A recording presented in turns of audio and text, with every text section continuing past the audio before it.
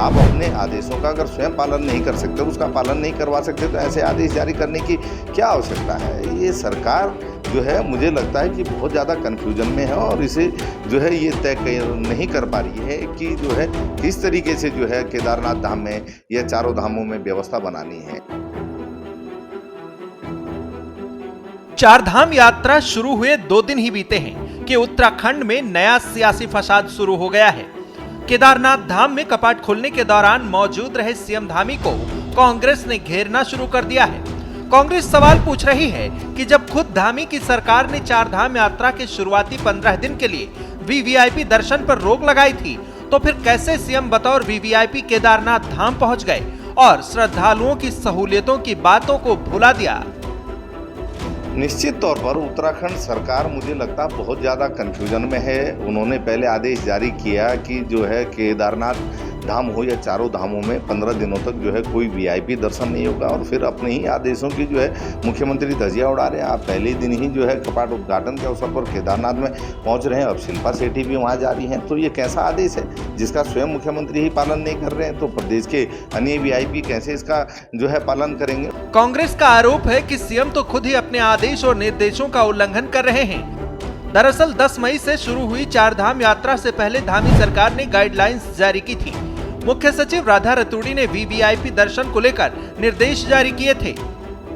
Appeal की थी कि वीआईपी और वीवीआईपी हस्तियां शुरुआती 15 दिन चार धाम यात्रा पर न आएं। इससे आम श्रद्धालुओं को तकलीफ नहीं होगी और व्यवस्थाएं भी बनी रहेंगी। लेकिन धामी के केदारनाथ धाम पहुंचने के बाद कांग्रेस ने इस गाइडलाइंस पर सवाल उठाने शुरू कर दिए। बता दें कि सीएम धामी 10 मई को केदारनाथ धाम के कपाट खोलने के दौरान पत्नी गीता धामी के साथ वहां मौजूद रहे थे। धाम में पीएम मोदी के नाम से पहली पूजा भी उन्होंने ही की थी। आप अपने आदेशों का अगर स्वयं पालन नहीं कर सकते और उसका पालन नहीं करवा सकते, तो ऐसे आदेश जारी करने की क्या आवश्यकता है। ये सरकार जो है मुझे लगता है कि बहुत ज़्यादा कन्फ्यूजन में है और इसे जो है ये तय नहीं कर पा रही है कि जो है किस तरीके से जो है केदारनाथ धाम में या चारों धामों में व्यवस्था बनानी है। कांग्रेस के इन सवालों पर बीजेपी का जवाब भी आया। बीजेपी कह रही है कि सीएम धामी प्रदेश के मुखिया के तौर पर भक्तों का स्वागत करने के लिए केदारनाथ धाम गए थे और वहां बिना किसी प्रोटोकॉल उन्होंने आम श्रद्धालुओं की तरह ही दर्शन किए।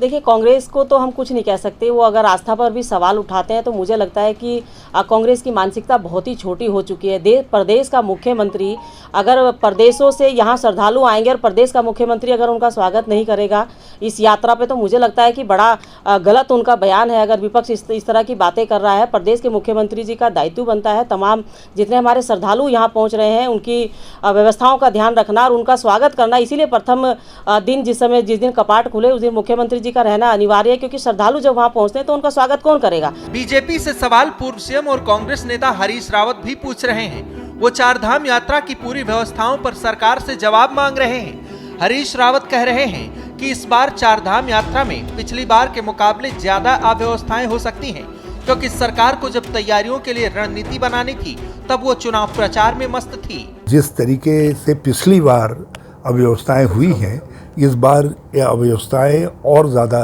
गहरी हो सकती हैं और ज़्यादा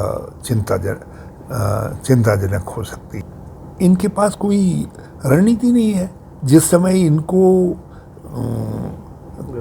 मैनेजमेंट प्लान बनाना था, यात्रा रूट को देखना और वहाँ सुविधाओं का विस्तार करना चाहिए था और विस्तार के कार्यक्रम को फ्रंट से लीड करना चाहिए था, उस समय माननीय मुख्यमंत्री भी बाहर थे देश के अंदर, अपनी आभा बिखेर रहे थे, चमक बिखेर रहे थे, और जो पर्यटन मंत्री थे वो नाना प्रकार की पगड़ियों की एग्जीबिशन मैन बने हुए थे। चार धाम यात्रा को लेकर शुरू हुए इस विवाद में कांग्रेस ने धामी और उनके पर्यटन मंत्री को घसीटा, तो वहीं बॉलीवुड अभिनेत्री शिल्पा शेट्टी की केदारनाथ धाम यात्रा को लेकर भी विवाद शुरू हो गया।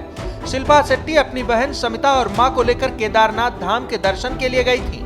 आरोप लग रहे हैं कि शिल्पा को भी वीवीआईपी से जुड़े नियमों को तोड़कर एंट्री दी गई। बीजेपी इन आरोपों का भी जवाब लेकर सामने आई। रही बात वहाँ पर वीआईपी के दर्शन करने की, तो पहले ही माननीय मुख्यमंत्री जी ने स्पष्ट कर दिया था कि कोई भी वीआईपी वहाँ नहीं जाएगा। लेकिन अगर उसके बावजूद भी कोई फिल्म सिटी का वहाँ पहुँच रहा है तो मुझे लगता है कि वो सामान्य तौर पर भक्तों की तरह जिस तरह से श्रद्धालु गए होंगे उसी तरीके से वो लोग भी गए हैं दर्शन करने के लिए।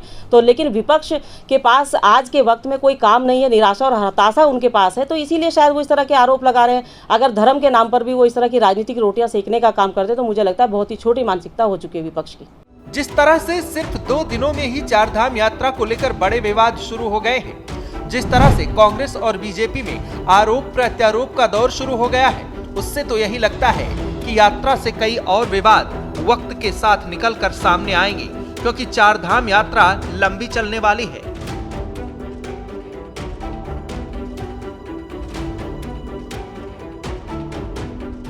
श्रेष्ठ उत्तराखंड पर खबरों से जुड़े रहने के लिए चैनल को सब्सक्राइब करें, बेल आइकन दबाएं और देखते रहें श्रेष्ठ उत्तराखंड।